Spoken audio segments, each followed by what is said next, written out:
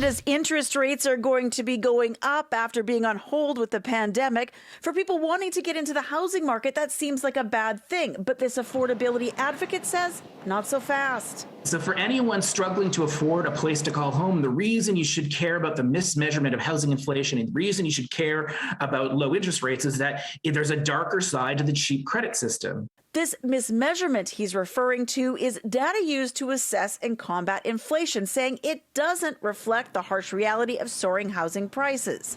Today, announcing interest rates are increasing, the Bank of Canada said this.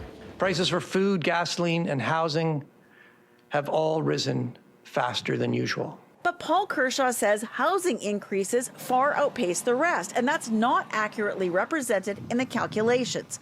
For comparison, over the past 20 years, overall inflation's been 48%, while housing prices have inflated 318%. Stats Canada underreports inflation. Bank of Canada keeps interest rates low. Low interest rates allow us to borrow more. You borrow more, you bid up the price of housing. You'd think you'd capture that problem because then we'd say inflation's going up. But no, Stats Canada is underreporting inflation as it relates to housing, and there is your vicious cycle. Interest rate increases this year, starting with a likely 0.25% in March, are expected to combat overall inflation, now sitting at 5%.